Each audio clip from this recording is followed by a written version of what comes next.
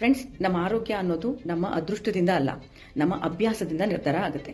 ನೋಡಿ, ಜನರು ಆರೋಗ್ಯ ಹಾಳಾದ್ಮೇಲೆ ಆಸ್ಪತ್ರೆಗೆ ಓಡ್ತಾರೆ. ಅದೇ ಆರೋಗ್ಯ ಚೆನ್ನಾಗಿರುವಾಗ ಯಾಕೆ ಅದಕ್ಕೆ ಅಂತ ಟೈಮ್ ಕೊಡಲ್ಲ?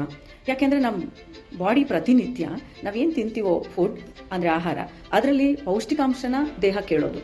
ಅಂದ್ರೆ ನಾವು ತಿನ್ನೋ ಆಹಾರದೊಳಗಡೆ ಪೋಷಕಾಂಶಗಳು ಎಷ್ಟಿದೆ ಅನ್ನೋದು ನಮ್ಮ ಇವತ್ತಿನ ಪೋಷಕಾಂಶ ನಾಳೆಯ ಆರೋಗ್ಯನ ನಿರ್ಧಾರ ಮಾಡುತ್ತೆ. ಸೊ ನಾವೇನು ಪೋಷಕಾಂಶಗಳಿಗೆ ಅಂತ ದುಡ್ಡು ಹಾಕಕ್ ಹೊರಡ್ತೀವೋ ಅದನ್ನ ನಾವು ತುಂಬಾ ಜನ ಏನ್ ಅನ್ಕೊಂಡಿದ್ವಿ ಖರ್ಚು ಅಂತ. ಕೇಳಿದಿರಾ? ಇದಾ ತುಂಬಾ ಕಾಸ್ಟ್ಲಿ, ಈ ಹಣ್ಣು ತಿನ್ನಕ್ಕಾಗಲ್ಲ, ಆ ಒಂದು ಪ್ರೋಟೀನ್ ತಗೊಳಕ್ಕಾಗಲ್ಲ. ಹೀಗೆ ನಾವು ತಿನ್ನೋ ಫುಡ್ ಮೇಲೆ ಅಂದ್ರೆ ನಾವು ಭವಿಷ್ಯದಲ್ಲಿ ಆರೋಗ್ಯವಾಗಿ ಇರೋದು ಇವತ್ತು ತಿನ್ನೋ ಫುಡ್ ಅನ್ನೋದು ಅರಿವಿಲ್ಲದೆ ನಾವು ಖರ್ಚು ಅನ್ಕೋತೀವಿ.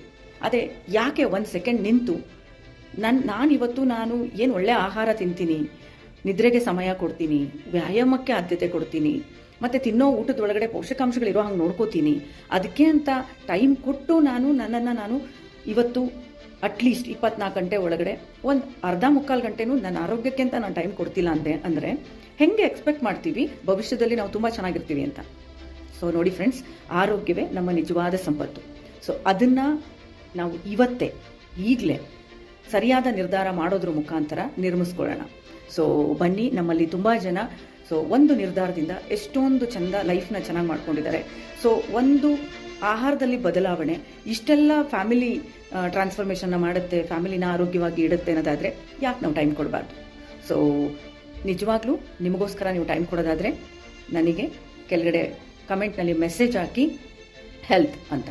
ಸೊ ಯಾರು ನಿಮ್ಮ ಆರೋಗ್ಯಕ್ಕೆ ನೀವು ತಗೊಳ್ತಿರೋ ನಿರ್ಧಾರ, ಅವರ ಭವಿಷ್ಯ 100% ಉಜ್ವಲವಾಗಿರುತ್ತೆ.